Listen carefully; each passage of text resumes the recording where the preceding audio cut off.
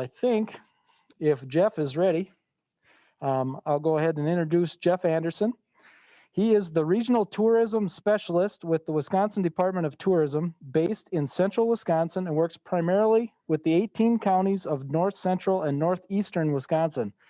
In his role, he serves as the boots on the ground for the department, making available a variety of resources and partnership opportunities for local destination marketing organizations, tourism-related businesses, and associations. Jeff is directly familiar with the agritourism industry through his family Pick Your Own Pumpkin Patch, which has been in business for more than 25 years. So Jeff is going to talk to us a little bit more about agritourism and how benefit our businesses. Thank you very much. And Jeff, it's all yours. All right, I will share my screen here. Just one moment.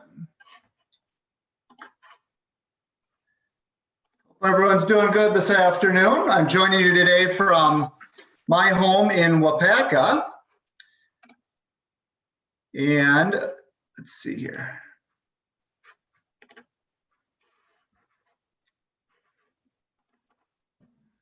All right, can somebody let me know, or do I have my presentation up front not in presenter mode, but with the main slide up right now?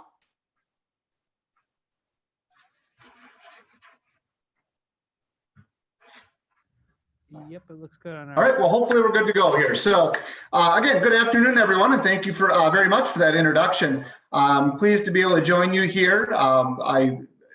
In my role, I've got a lot of opportunities to travel the state and meet a lot of tourism businesses and associations around the state. And of course, the last 9 months or so has been a little bit challenging, having to perform our role virtually, but we're all adjusting. And of course, I would love to be able to join you guys in person in the near future, and maybe at a future conference, and be able to meet some of you. I think I have met some of you over the years.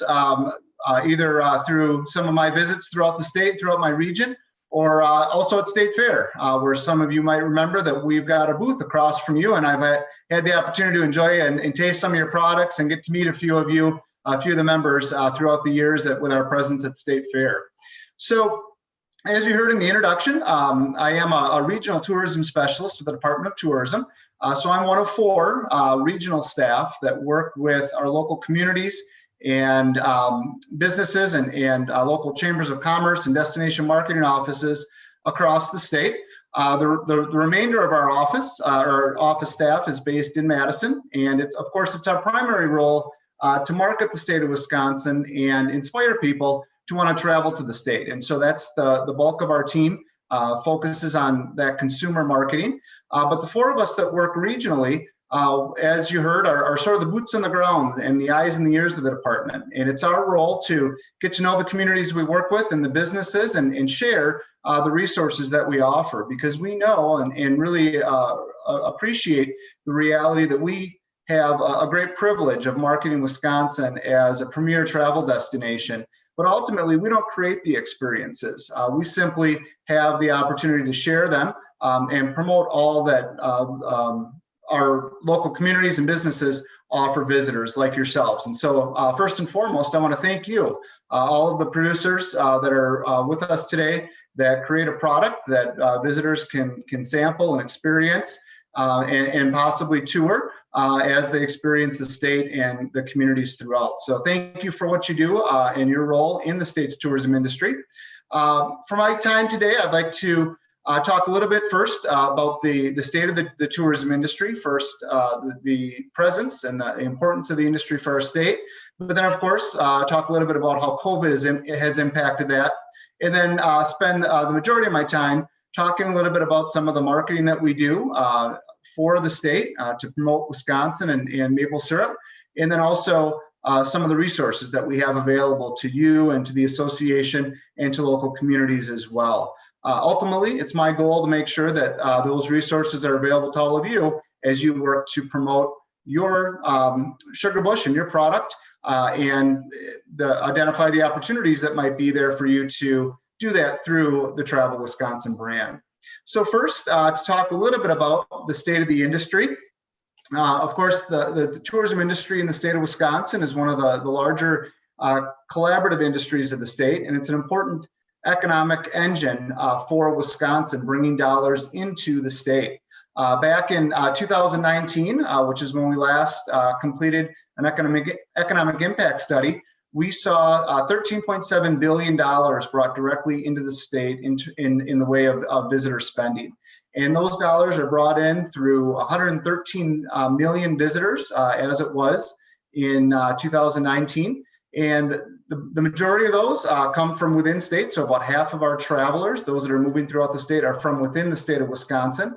We've got about 25%, or anywhere from 20 to 25% from year to year, that come from the Chicagoland market. Probably not a surprise to any of you that Chicago is one of our major outstate travel markets. And then Minneapolis represents about 10% of travelers to the state. Ultimately, about 95% of those that travel to the state travel from the Midwest. And so we are a regional, primarily a regional drive-to destination. I'll talk a little bit about what that means in light of COVID in a few minutes. You'll see here when I mention the $13.7 billion, you can see a breakdown here of where those dollars are spent, with about 50% being through lodging or food and beverage, 14% on recreation, which is a sector that back in 2019, while it's one of the smaller overall sectors, it saw the largest percentage growth. Again, we'll talk a little bit about outdoor recreation in a few minutes, but of course that has been growing significantly pre and during COVID as well. And then you can see retail represents about 20% and transportation 13% of travel expenditures to the state. And so you can see where you fall in here between the retail and recreation. That recreation category includes agritourism and experiences beyond just the traditional recreation, but also other similar experiences that are offered through the state. And then, of course, retail through the sale of your products would be represented there as well. Now, when these dollars are introduced to the state, one of the great things about the tourism industry is those dollars start to churn through the community. And when we look at how that happens, we see travelers bringing dollars into the state, then they spend dollars on transportation, and then ultimately they spend dollars on those that cater to visitors. Like I mentioned earlier, from the food and beverage to the lodging to the recreation to the retail, those dollars are spent directly in those businesses. And that might be your business as well. If you open up to visitors and have a visitor experience, you're receiving dollars directly from visitors to the community. And then those businesses that receive those dollars are also spending dollars. We call it indirect benefits. You're spending dollars in the local community to perhaps purchase services or supplies. And so that's an indirect benefit of how those dollars move through the community from those that provide visitor services to other supply companies. And then we also look at the induced impact, and that is how dollars flow through those that are employed in the industry and also through tax dollars as well. And so when we look at that overall circulation of dollars to the economy and what that means, it ultimately means that Wisconsin's tourism industry generates over $22 billion in business sales annually. And again, that number was based in 2019, but it's, of course, an impressive number and a huge part of our state's economy. In terms of tax revenue, we saw $1.6 billion in state and local taxes generated in 2019 through those business sales. Now, when we look at the state and local tax dollars and that 1.6 billion, it's obviously a very big number, but to kind of put that in perspective, if we were to take that out on a household per household basis, it would account to almost $687 per household that we would have to replace in if it wasn't for tourism expenditures in order to maintain the same level of public services at the state and local level. So tourism really does impact all of us, whether we cater to visitors directly or work in the industry or not. It impacts all of us in terms of the support it brings into the state through the economy. And then in terms of jobs, 1 in 18 jobs is supported through tourism. Many of those jobs, as you can imagine, are seasonal or part-time, but certainly there's a lot of business owners and entrepreneurs that have benefited from jobs or a career in tourism through their livelihood. And so tourism can be a great stepping stone. That is, many of us at one point in time, or many people have worked in the tourism industry at a young age. Some have turned it into a career, and others have taken that customer service experience and taken it to other areas as well. So in terms of jobs and overall economic impact, tourism is a big deal in the state of Wisconsin. Now, beyond direct spending, we also look at what the tourism marketing and promotion and actual visitation does for our overall long-term economic development goals for the state. And there was a recent study completed by Longwoods International, which is a leading research firm for the tourism and travel industry. And they coined the term the halo effect a few years back. And what this study sought to do is understand how a tourism economy impacts the overall economic development initiatives and overall economies of local communities and states. And what it found is that those that have been exposed to tourism marketing messaging and visited a community are ultimately more likely to look at that destination as a place that they might want to live permanently, start a career, start a business, attend college, purchase a vacation home. Of course, in our Northwoods especially, we have a lot of residents that have relocated to what were once second homes or vacation properties, and also, of course, a good place to retire. So ultimately, what this means is that beyond the numbers and the actual economic impact, tourism has an overall a positive impact on the image of our state and our local communities in terms of places that people might want to move to. So we know tourism does great things for our state, and that's why we, as a Department of Tourism, are here to inspire people to travel and try and grow and enhance our visitor economy for all of the residents in our state, and of course for our visitors. So this is all research that was done pre-COVID, and of course we can't ignore the impact that COVID-19 has had on our travel and tourism industry. It's one of the industries that has been impacted in a very severe way based on travel restrictions and concerns about the spread of the virus. To give you some idea of what this means nationally, this is a research slide from the U.S. Travel Association through the end of November that shows weekly travel spending. And you can see how it dipped starting in April and through May. And you can see some spikes during holiday weekends, but overall, we're going to see that this trend line is significantly lower than it would have been in other years. To put some numbers to that, you can see here year over year net change and percent change. Overall, the industry has been down around in the mid 40% nationwide from week to week. Again, there's been some ups and downs, but overall, the economy, the travel economy, continues to be impacted severely by the pandemic. Bringing this to Wisconsin, again, this is estimates provided by the U.S. Travel Association and their research partner and our research partner, Tourism Economics. You can see here that Wisconsin is more or less following the national trends, down about 40% on average, or mid-40s, week to week in terms of travel expenditures since the fall. I just took the fall snapshot just to give you kind of a current status, but you can see here as well the impact of holidays. So you can see the Thanksgiving holiday, things improved a little bit, and I would expect around the Christmas holiday that would happen as well. Seasonally, we saw some similar trends, especially in our rural destinations that actually saw more visitors into their communities this summer, where there wasn't as great of an impact. But we did see in communities that rely on gatherings, whether it be through meetings, events, or sporting activities, that the expenditures and visitation were down significantly in a very real way. And so our industry continues to try and look to a future rebound and understand what the tourism economy will look like post COVID.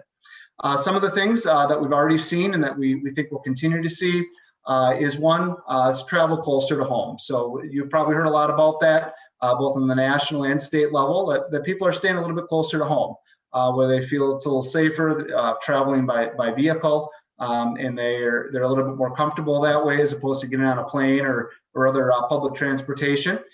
We also see visitors traveling to areas with dispersed experiences, and that includes outdoor recreation, which again, you've probably heard is absolutely booming right now. People are seeking ways to get outside. Sales of outdoor recreation gear are through the roof. And so we see outdoor recreation, which has been one of our state's primary travel motivators for years, has done very well during COVID in terms of the amount of individuals that are pursuing those activities.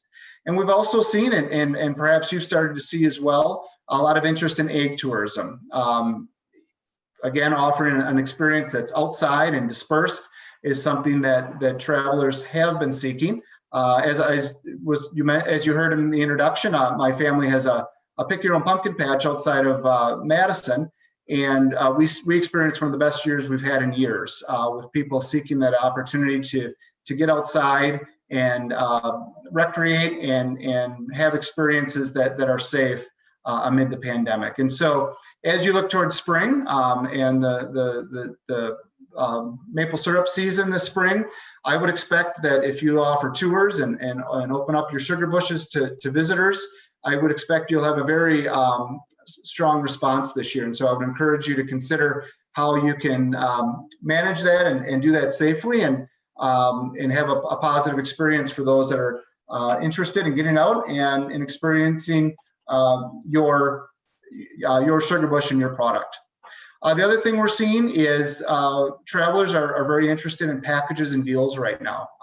Some of that might come down to economic impacts. That is, those families might be struggling financially due to job loss or other impacts. And also, it might just be because people are traveling a little bit differently. And so they're looking for more travel advice and areas that they can travel to that, again, they might not be as familiar with. And so they're looking for somebody to make those recommendations for them. So again, that might be something you want to look at as a producer. If you have a sugar bush that's open to the public, there might be some opportunities to partner with local businesses to create that agritourism experience this spring as residents of the state and visitors to the state look to get out and experience what you have to offer.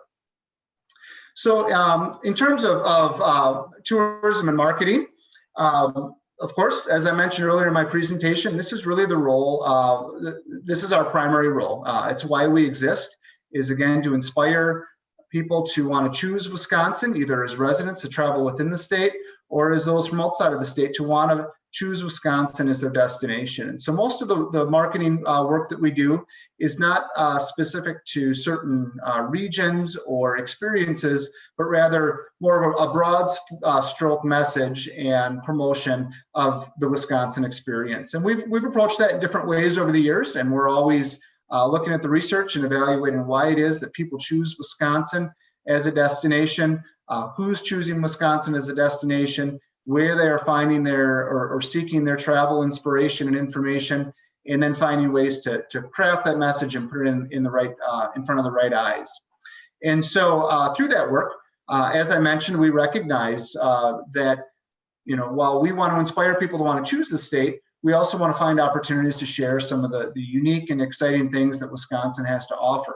And so we have a variety of opportunities to push specific content to encourage specific experiences or destinations for visitors. And a lot of that comes through some of our earned media, some of the public relations work that we do, or some of the content that we have on our website, or through some other partnerships. To give you an idea of what that means for the maple syrup industry, on travelwisconsin.com, you can go out and visit the site and see how your sugar bush is represented and how the maple syrup industry is represented.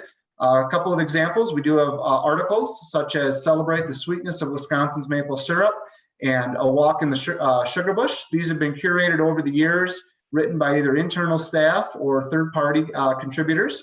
And we are regularly updating those articles and adding content to the site because we want to make sure that when people visit the site, if they're a return visitor, they continue to see new and fresh content. To give you an idea, last year, we just got the numbers today, actually, in 2020, we had 6.1 million people go to travelwisconsin.com for their travel inspiration. And they visited the site a total of 9.228 million times. So again, some of those are repeat visitors to Travel Wisconsin. That's about the third highest year we've ever had. A few years back, we had 12 million visitor sessions on the site. And so Travel Wisconsin is the workhorse for what we do in marketing the state. And everything we do in terms of paid promotion and marketing directs our travelers to travelwisconsin.com. And so I'm going to speak on the next slide about how you can make sure that your business is represented on travelwisconsin.com so that you can take advantage of those visitors to the site. We also do some regular radio work, including partnerships with WTMJ. We've also had partnerships in the past with Wisconsin Radio Network, where we have weekly interviews where we can promote specific things that are happening in the state, whether they're events or other types of experiences.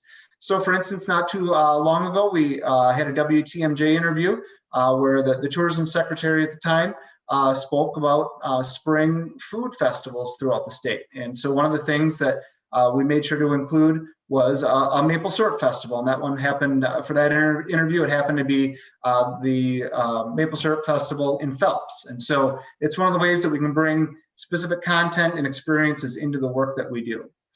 We also do a variety of video content creation. And I'm happy, hopefully our technology will work today.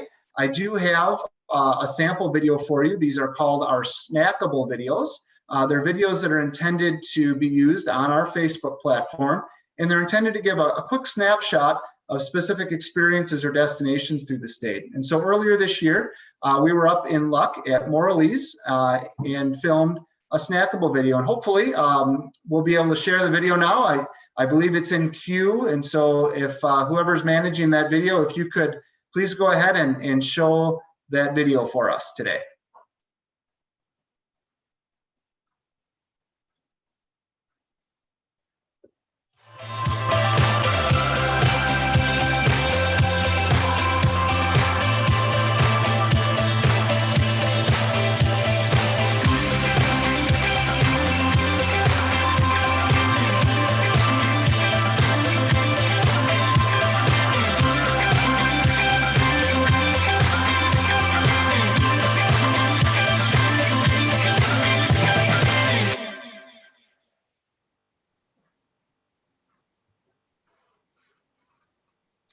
All right, thank you. I will share my screen again now.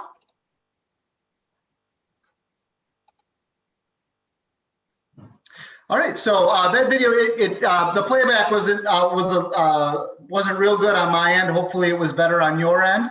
But you can see there a sample of that video that now lives on in our Facebook playlist and also on our YouTube channel. And so we produce videos like that on a pretty regular basis. And it's another way that we can pump and feed content into our social pages and also onto our web presence. And so if you're interested in if the playback wasn't real good on your end, you can go to YouTube or the Travel Wisconsin YouTube page and search for it there, or again on our Facebook playlist. And if you have any trouble finding it, you'll have my contact information at the end of the presentation today, and you can reach out to me directly. So moving on, so a little now kind of getting into some of the specific resources that we offer and that you can take advantage of as a business owner in the state to promote your sugar bush if you're interested. So Travel Wisconsin, I mentioned the articles and some of the video content and whatnot that we have there, but there's also, you'll find a variety of business and event listings. These are listings that are populated by local partners of ours. So our local destination marketing offices, depending on your community, it could be a Chamber of Commerce, a Convention Visitor Bureau, a county tourism office, or an economic development corporation. But they manage these listings for the local community. And so if you have a relationship with them, you're probably represented on travelwisconsin.com with a business listing. And so one of the first things I would encourage you to do is we'd love to make sure that we have your presence on the site and that your listing is enhanced as much as it possibly can be to draw the interest of our consumers. And so you can simply go to travelwisconsin.com and do a search for your business and view your listing there. If it's there, you'll see there's a variety of photos and images that you can have posted, as well as a description of your business, hours of events, and contact information. And one of the things I would encourage you to do is I think for many of our listings, obviously there's a huge number that exist, but for a lot of our listings, there's an opportunity to enhance it. We know that some of the things that a visitor is looking for when they travel to the site and are looking around at our listings is, first off, and probably the biggest priority, is images. I would encourage you to make sure that you have 4 or 5 really high quality images that highlight and illustrate the experience that you offer through your sugar bush for visitors, because that's really going to capture their attention as they're browsing through the pages. Also, make sure that the current description is accurate and the description of your business or any current offerings is up to date, as well as hours and contact information. Now, if you are visiting the site and you see that there's an opportunity to update some information, you have a variety of opportunities or a variety of ways that you can get that information updated. Excuse me. The first, and it's sort of knocking out 2 birds with 1 stone, is if you do have a relationship with your local tourism marketing office, you can reach out to them. They have access to the back end, our content management system, and they can make the updates for you. And the benefit there for you is that they can also then make those updates for maybe your local website or county website or other localized information. If for whatever reason you don't have that relationship, that's okay.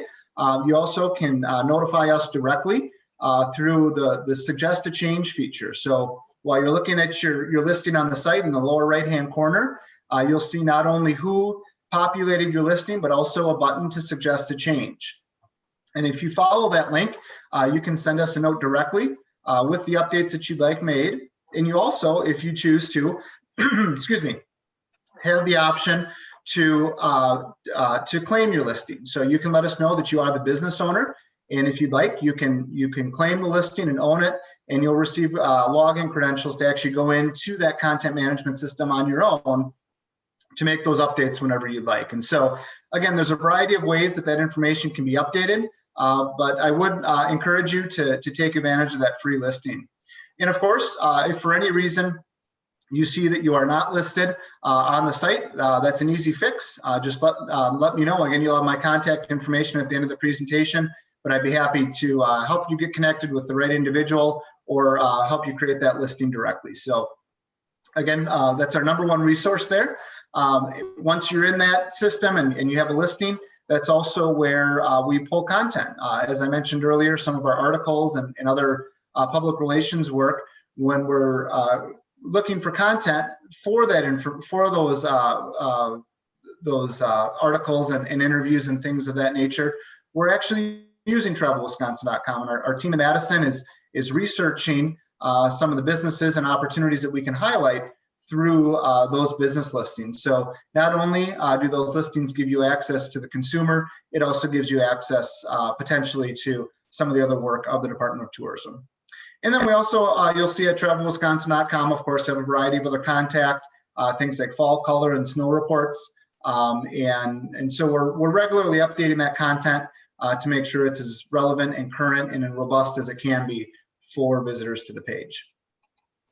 Beyond travelwisconsin.com, as I've mentioned a few times, we also do a lot of public relations work. One of the things we really appreciate is that while we do a lot of paid marketing to promote Wisconsin as a travel destination, we know that it can be very efficient and very highly effective if we can get other people to help tell our story. And so we have a team of 2 that focus on public relations, and they're fielding media inquiries and hosting travel writers and social media influencers. And so, at times we might even come across a writer that might be interested in agritourism, and we would work to direct them to experiences like yours. And so public relations and generating that earned media, we refer to it as earned media because it's not free, but getting the media, the press, or travel writers and journalists to tell our story for us. While it's not paid directly, there's some cost to hosting them, but it is a very efficient way to have our state promoted and marketed, again, through a third-party lens. Another popular program of ours that I know some of you will be familiar with is our Joint Effort Marketing Grant Program. It's our GEM grant program, as we refer to it. It's a $1.13 million annual grant program that is intended to help initiate or enhance some of the marketing initiatives that are happening throughout the state to drive travelers into local communities. And so this program was implemented by the legislature, and we award the grants based on an application that really is a business plan, where the application asks information about what you're seeking to promote, what audiences you're looking to reach, and how you know if the promotion will be successful. And ultimately, there's a variety of categories that can be applied for. It can be a new event or an existing event. We have categories for sales, promotions, and also destination marketing campaigns. And those destination marketing campaigns are usually community-based, but for a business owner or for somebody who's interested in maybe their local tourism offering, it's more of a community tool to promote the destination as a whole. Now, the maple syrup industry has benefited directly through some events over the years. From the Merrill to Phelps to Taylor County have all earned joint effort marketing grants over the years to promote their maple syrup festivals.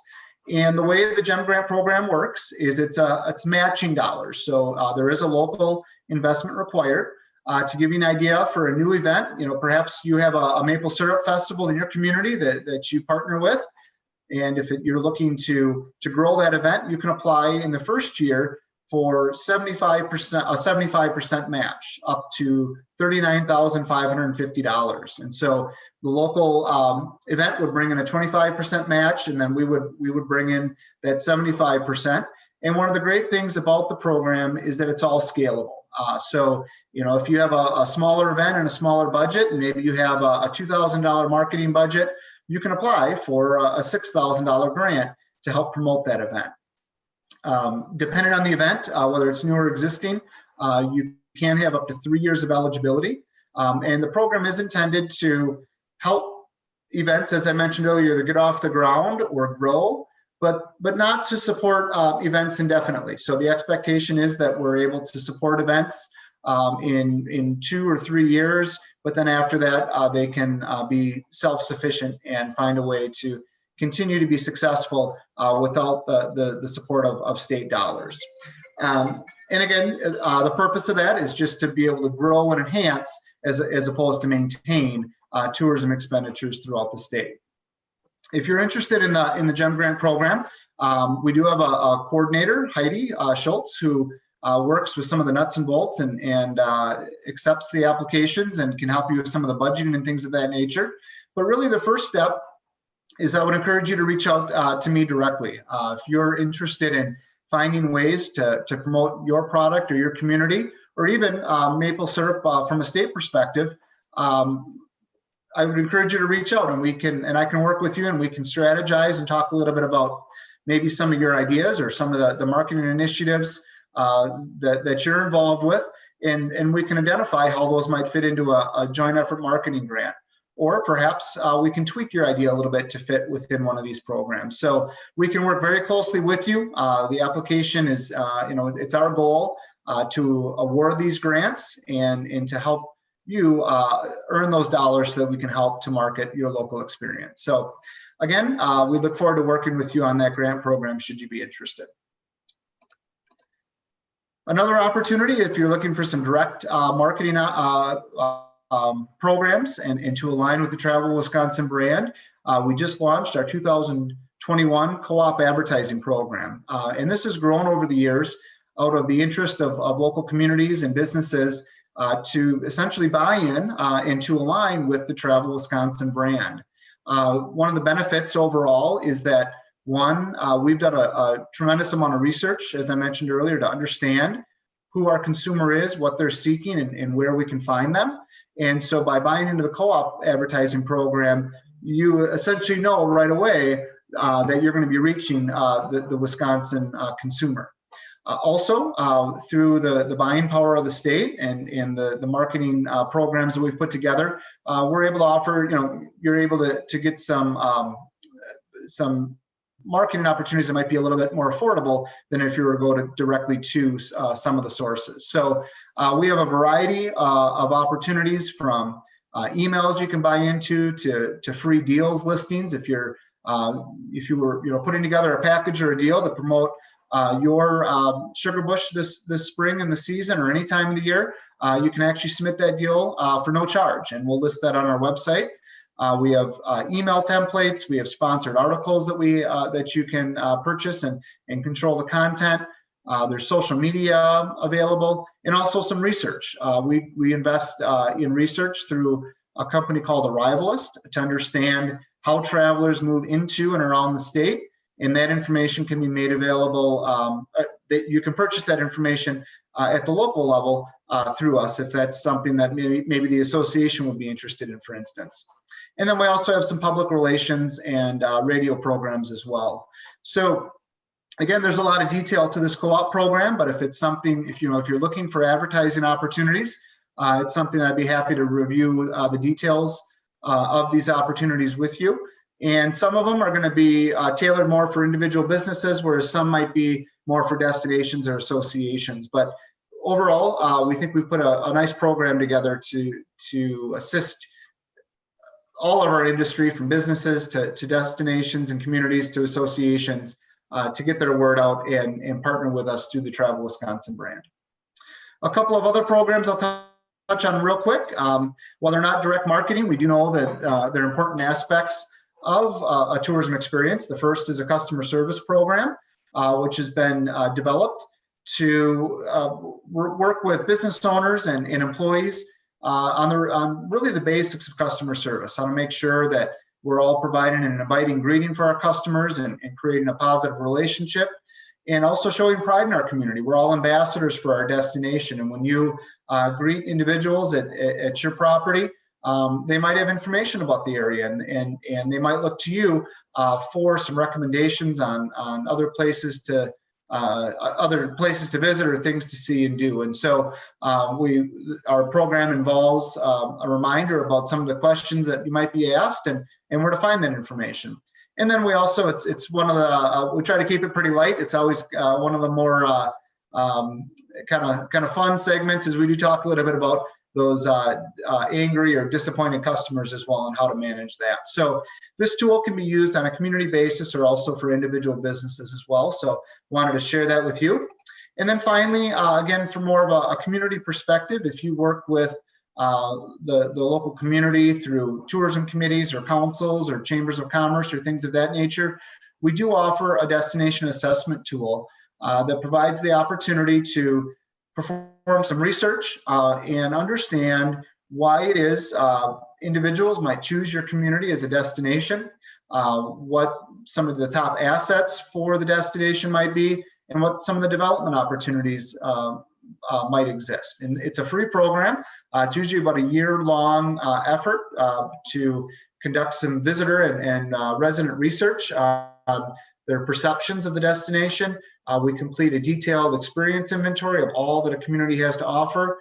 We do a competitive analysis and talk a little bit about how your assets compare with other communities that you're competing with for visitors. We also talk about your strengths, weaknesses, opportunities, and threats. And ultimately, the goal of the program and the deliverable is really a prioritized list of development opportunities. So again, it's more of a community tool than an individual business tool. But as I've known some of the members of your association, I know many of you are active in your community, and so I wanted to make sure you were familiar with this tool as well. So in terms of follow-up and where you can gain access to the resources and some of the information I shared, number one, we have a website that, well, I mentioned our consumer website, travelwisconsin.com. We also have a website that's built for you and for our tourism partners around the state, and it's industry.travelwisconsin.com. And there you'll find information and details on all of the programs of the Wisconsin Department of Tourism, as well as contact information for our full team. And then we also have an annual conference. And unfortunately, I'm sure it won't be a surprise, we're not able to commit to that for March of this year. It's annually held in the second weekend of March. But we are on the books for March of 2022 to be in Madison. And in the meantime, instead of having a in-person conference in 2021, we will be having a webinar series. And so I'll let you know how you can get information on that webinar series should you be interested in participating. And then finally, if you'd like to keep in touch with the Department of Tourism and receive updates, we do have a Travel Wisconsin newsletter. And if you visit industry.travelwisconsin.com, you'll see on the top of the page the sign up here for Travel Wisconsin News. And you can enter your email address there and your information, and then you'll be added to our list to receive regular updates on the programs and work of the Department of Tourism. And so with that, I just want to thank you again for the experience that you make available for visitors to your community and to the state of Wisconsin. We know that agritourism and the maple syrup industry is an important component of travel to the state and the state experience. And we'd love to engage with you if you have questions or thoughts about how we can be promoting maple syrup or your specific sugar bush or your business, or how we can continue to work with the association. We'd love to hear from you. You've got my contact information here. And as I mentioned, while I'm specific to the Northeast region, I have been keeping in touch with Teresa. And so I can work with you guys on an association level. And in terms of some of the localized resources, I can work with you as well, or refer you to one of my counterparts that would be familiar or more familiar with your community. So you've got my contact information here up on the screen. And then at this point, I'd be happy to open it up to any questions that we may have. And I'll just leave this screen live for a few minutes and then unshare my screen during the Q&A. So at this point, I'll open it up to any questions or comments you may have. Thank you, Jeff. I have a couple questions here. How much does it cost to have a video like in the, what do I say? A video like you showed in the. Oh, sure. In the so that video, it's actually not a purchase experience. It's one of those opportunities that we identified that while we are curating content, we identify specific experiences that we know our visitors are interested in based on the research that we've done. And so our team, sought out a sugar bush to film and ultimately chose to go up to Luck and visit Morley's. So that wasn't a paid opportunity. That was actually done at the expense of the state and then ultimately, of course, the taxpayers. So in terms of, if you wanted to have a video like that created, I'd be happy to talk to any of you one-on-one about maybe some of the local marketing firms that might be available should you want to, pursue having a video like that created yourself. Another opportunity might be to work with that local tourism office because they might have some programs or resources available that they might be able to support you or offer some resources as well. Okay, next question. What is the timeline for the current GEM grant application due and fundraising timeframe? So the timeline is we do have quarterly applications. And so the next deadline is coming up pretty quickly on February 1st, but then there's another on April 1st, if I'm not mistaken, with those deadlines. I'm glad you asked that question about timelines, because one of the things I failed to mention is one of the things to remember about the GEM grant is it is important to work in advance. One of the timelines put into the program when it was created by the legislature is that you cannot use dollars until 90 days after you've applied for them. And so you do want to start looking at least 6 months out if you're going to be writing a GEM application. And again, if you reach out to me, I'd be happy to talk timeline with you a little bit as it relates to strategy. Because one of the nice things about the program is that if you apply early on and for whatever reason the grant is not awarded, you can actually reapply at the next period and still have the opportunity for the event or the program to be funded in that year. In fact, before joining the Wisconsin Department of Tourism, I was employed by the Chamber of Commerce here in my community, and I had experience firsthand writing grants, and I had experience firsthand not getting the grant in the first year.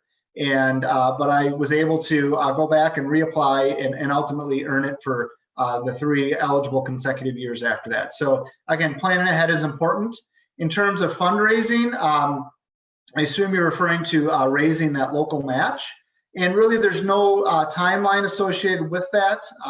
It is a reimbursement grant, which means the organization applying for the grant and carrying it out does need to purchase the advertising and have it run before you can submit for reimbursement. And so it is important to know that there does need to be that funding mechanism. Again, many times our local tourism offices can be of assistance there, helping to manage some of those campaigns for events in the community if the funding mechanism is a concern.